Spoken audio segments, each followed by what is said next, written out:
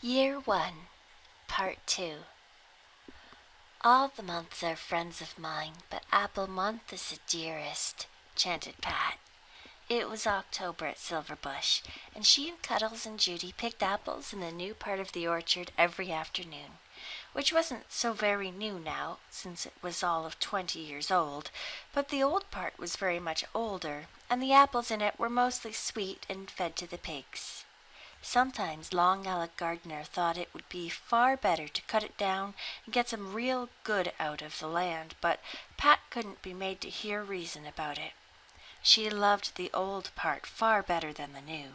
It had been planted by great-grandfather Gardner and was shadowy and mysterious, with as many old spruce trees as apple trees in it, and one special corner where generations of beloved cats and kittens had been buried. Besides, as Pat pointed out, if you cleared away the old part, it would leave the graveyard open to all the world, since the old part surrounded it on 3 sides. This argument had weight with Long Alec.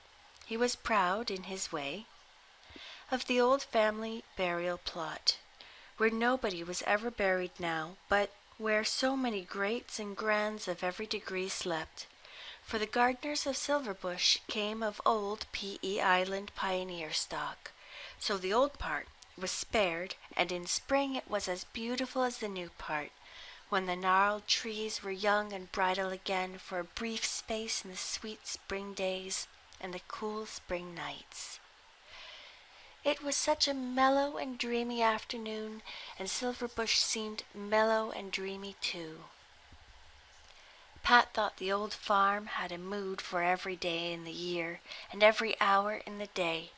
Now it would be gay, now melancholy, now friendly, now austere, now gray, now golden.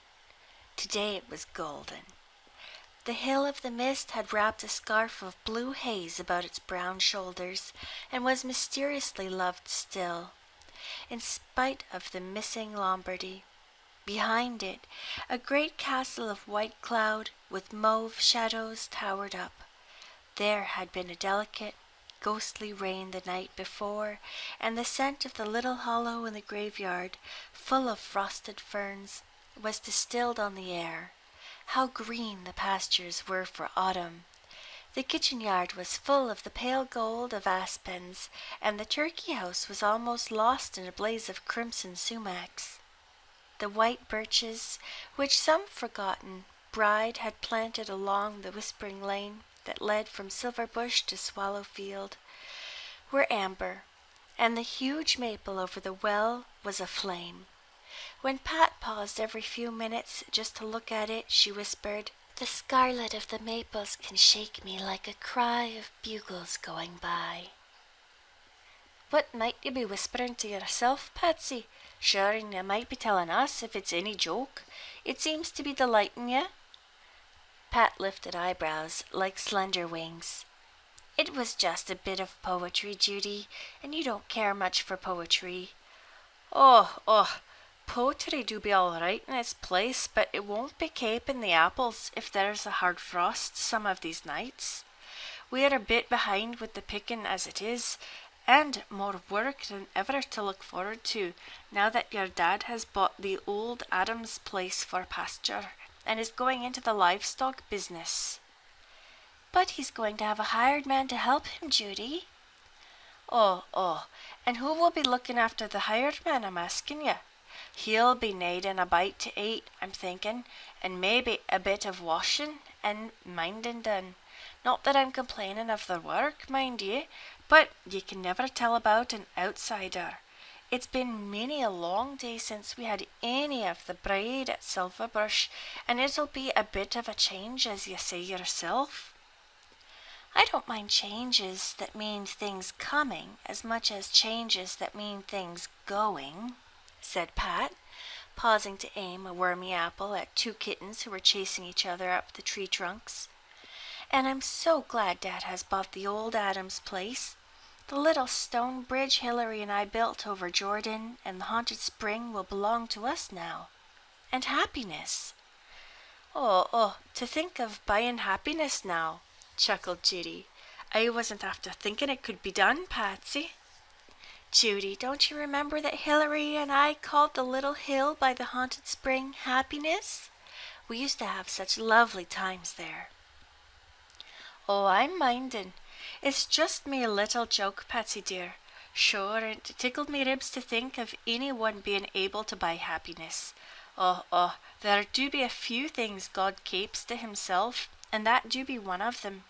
Though I did be knowing a man in old Ireland that tried to buy off death. He couldn't do that, Judy, sighed Pat, recalling with a shiver the dark day when Betts, the lovely and beloved friend of her childhood, had died and left a blank in her life that had never been filled. But he did, and then, when he wanted death and prayed for him, death wouldn't come. No, no, says death, a bargain is a bargain. But this hired man now, where is he going to sleep? That's been bothering me a bit. Would your dad be wanting me to give up my snug kitchen chamber for him and move in somewhere up to the front stairs? Judy couldn't keep the anxiety out of her voice. Pat shook her slim brown hands that talked quite as eloquently as her lips at Judy reassuringly. No, indeed, Judy. Dad knows that kitchen chamber is your kingdom. He's going to fit up that nice little loft over the granary for him.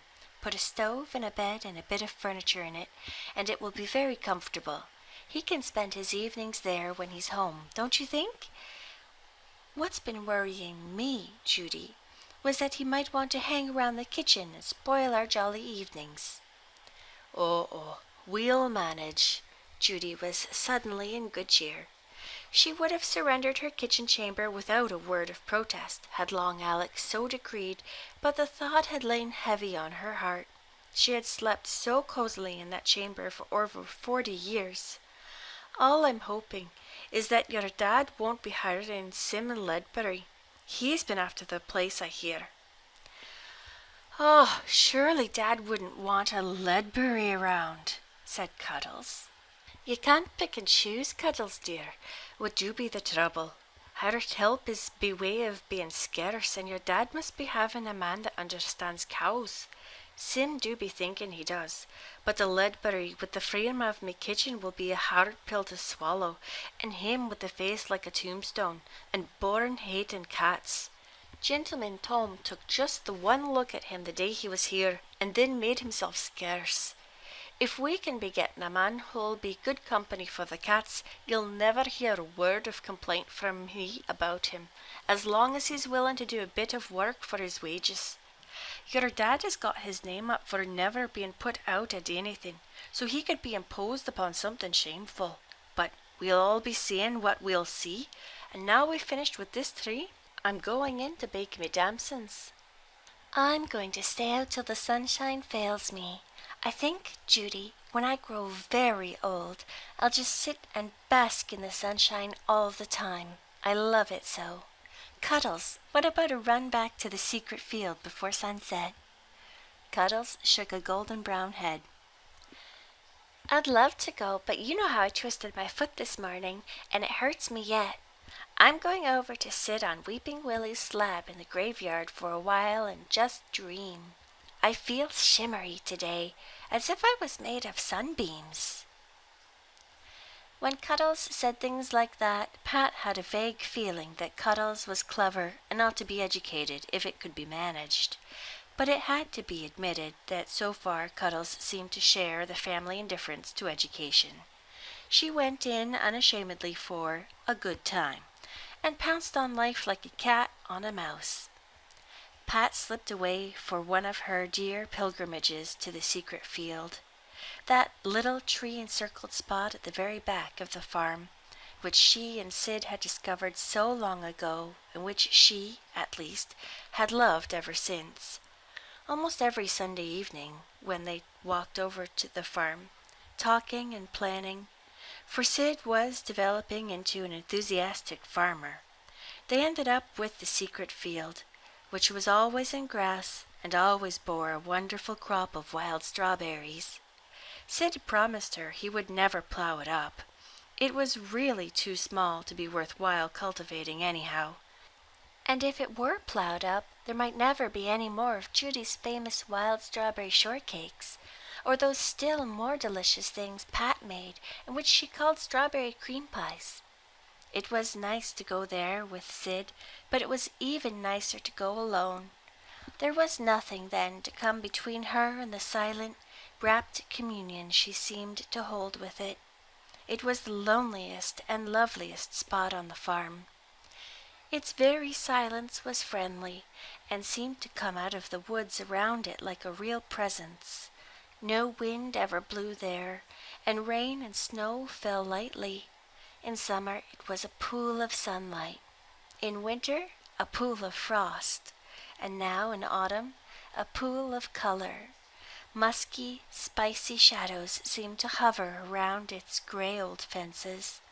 Pat always felt that the field knew it was beautiful and was happy in its knowledge. She lingered in it until the sun set, and then went slowly back home, savoring every moment of the gathering dusk. What a lovely phrase gathering dusk was, almost as lovely as Judy's dim, though the later had a certain eerie quality that always gave Pat a rapture. At the top of the hill field she paused, as always, to gloat over Silverbush. The light shone out from the door and windows of the kitchen, where Judy would be preparing supper, with the cats watching for a little bite, and McGinty cocking a pointed ear for Pat's footstep. Would it be as nice when that unknown creature, the all too necessary hired man, would be hanging around, waiting for his supper? Of course it wouldn't. He would be a stranger and an alien. Pat fiercely resented the thought of him. They would have supper by lamplight now. For a while she always hated to have to light the lamp for supper. It meant that the wind had blown the summer away, and that winter nights were closing in. Then she liked it. It was so cozy and companionable and silver bushish, with Judy's dim looking in through the crimson vines around the window. The color of home on an autumn dusk was an exquisite thing. The trees all around it seemed to love it. The house belonged to them, and to the garden, and the green hill, and the orchard, and they to it. You couldn't separate them, Pat felt. She always wondered how anyone could live in a house where there were no trees. It seemed an indecency, like a too naked body. Trees to veil and caress and beshadow. Trees to warn you back and beckon you on. Lombardies for stateliness. Birches for maiden grace. Maples for friendliness. Spruce and fir for mystery. Poplars to whisper secrets. Only they never really did. You thought you understood as long as you listened, but when you left them, you realized they had just been laughing at you. Thin, rustling, silky laughter. All the trees kept some secrets. Who knew but that all those white birches, which stood so primly all day, when night and moonlight came, might step daintily out of the earth and pirouette over the meadows, while the young spruces around the mince pie field danced a saraband?